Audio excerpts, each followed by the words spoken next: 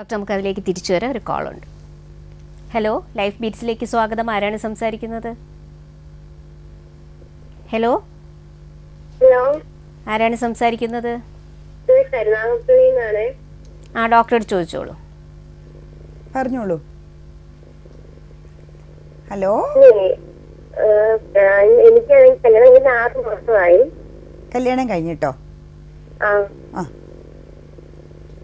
6 മാസമായി. അപ്പോഴാണെങ്കിൽ എന്റെ ഹസ്ബൻഡ് ഇങ്ങനെ കൗണ്ടിന്റെ പ്രോബ്ലം ഉണ്ട്. ശരി, എന്നിട്ട് എന്തായി?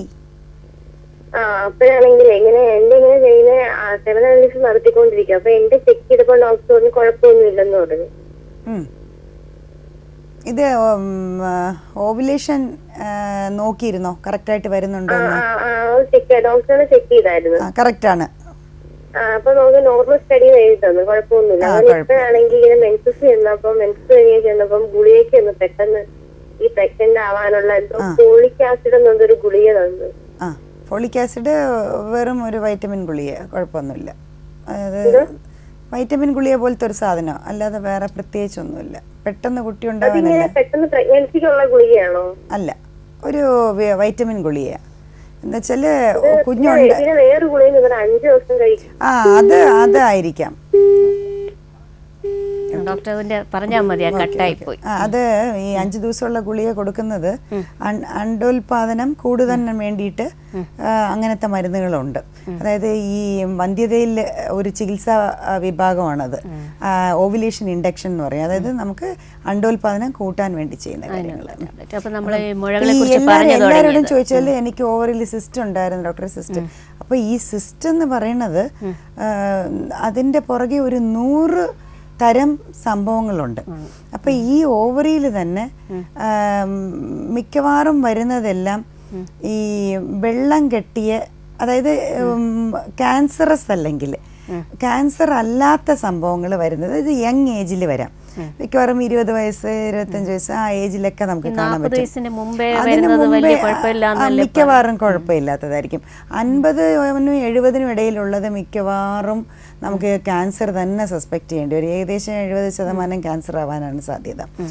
50 വയസ്സിനും, അതായത് മാസമുറ നിന്നതിന് ശേഷം വരുന്ന മുഴകൾ മിക്കവാറും നമ്മൾ ഓവറിയിൽ മുഴ വന്നത് സാധാരണ ഒരു തന്നെ, അത് മിക്കവാറും ക്യാൻസർ ഉള്ള സംഭവമായിരിക്കാനാണ് സാധ്യത. അത് നിസ്സാരമായിട്ട് നമുക്ക് എടുക്കാൻ പറ്റത്തില്ല. പക്ഷെ ചെറിയ പെൺകുട്ടികളിൽ, ചെറുപ്പക്കാരിൽ, അതായത് 20 വയസ്സിലും 19 വയസ്സില് 30 വയസ്സിലെ ഉള്ളിലൊക്കെ നമുക്ക് കാണാൻ പറ്റുന്നത് മിക്കവാറും ബിനൈൻ എന്ന് പറയും. എന്ന് വെച്ചാൽ ക്യാൻസർ അല്ല, പക്ഷെ സൈസ് വലുതായിക്കൊണ്ടിരിക്കുന്ന ട്യൂമർ എന്ന് പറയുന്നത് എന്ത് അവയവത്തിൽ നിന്നും വലുതായിക്കൊണ്ടിരിക്കുന്ന ഒരു ഗ്രോത്തിനെയാണ് ട്യൂമർ എന്ന് പറയുന്നത്. പക്ഷേ ട്യൂമർ എന്ന് പറഞ്ഞാൽ ക്യാൻസർ ആവണമെന്നില്ല. വേറെ അവയവങ്ങളിലേക്ക് പറ്റിപ്പിടിക്കുകയും അതിലേക്ക് പകരുകയും ചെയ്യുന്ന ഒരു സംഭവം, അതിനെയും കൂടെ ഡിസ്ട്രോയ് ചെയ്യുന്ന ഒരു അപകടപ്പെടുത്തുന്ന ഒരു സംഭവത്തിനെയാണ് നമ്മൾ ക്യാൻസർ എന്ന് പറയുന്നത്. മറ്റ് അവയവങ്ങളിലോട്ട് അങ്ങ് പടർന്നു പിടിക്കുന്നതിനെയാണ് ക്യാൻസർ. പക്ഷെ തൻ്റെ ഒരു ഉള്ളിൽ ഇരുന്നും കൊണ്ട് അത് തന്നെ വലുതായി, സൈസ് വലുതായിക്കൊണ്ടിരിക്കുന്നതിനെ നമ്മൾ ബിനൈൻ ട്യൂമേഴ്സ് എന്ന് പറയും. അപ്പോൾ അത് ക്യാൻസർ വിഭാഗത്തിൽ പെടില്ല, പക്ഷെ അതിന്റെ സൈസ് കൊണ്ടുള്ള ദോഷങ്ങൾ ചെയ്തുകൊണ്ട്. അണ്ടാശയത്തിന്റെ ഉള്ളിലാണോ? അണ്ടാശയത്തിന്റെ ഉള്ളിലല്ല, വളരെ വലിയ. അതാണ് ഞാൻ ഇപ്പോൾ പറയാൻ പോകുന്നത്. അതിന്റെ പല ടൈപ്പുകൾ. ഇപ്പോൾ നമ്മൾ സ്ഥിരമായിട്ട് കേൾക്കുന്ന ഒരു വെറൈറ്റി ഉണ്ട്, ഓവറിയില് പോളിസിസ്റ്റിക് ഓവറി.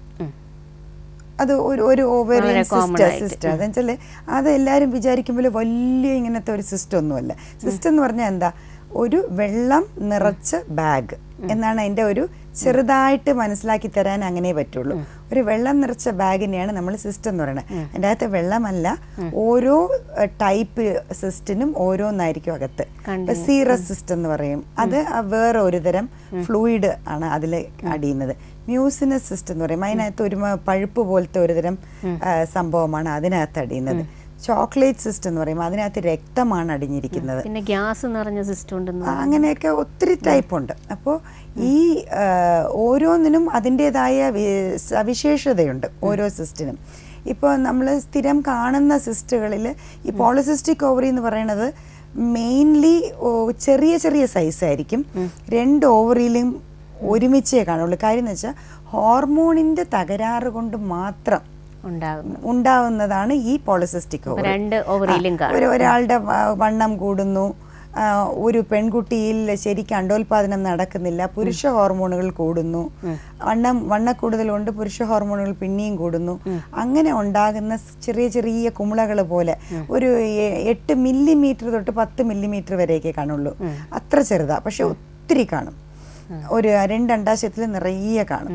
അപ്പം അങ്ങനെ ഒരു ഇതായിട്ട് നിൽക്കുന്നതാണ് പോളിസിസ്റ്റിക് ഓവറി.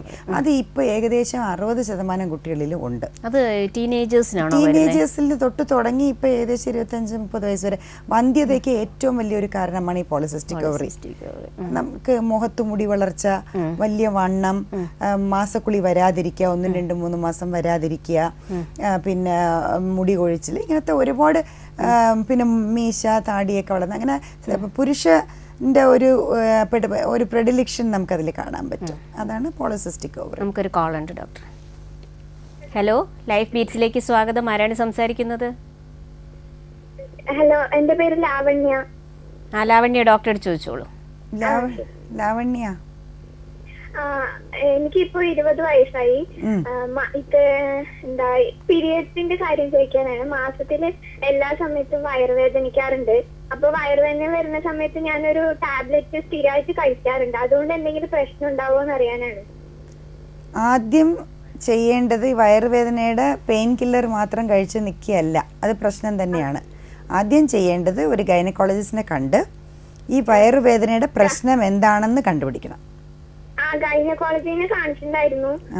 അപ്പൊ ആ ഡോക്ടർ തന്നെയായിരുന്നു ഒരു ഗുളിക കഴിച്ചു, എക്സാസ്പാസ് പറഞ്ഞിട്ട് ഒരു ഗുളിക കഴിക്കുന്നുണ്ടായിരുന്നു.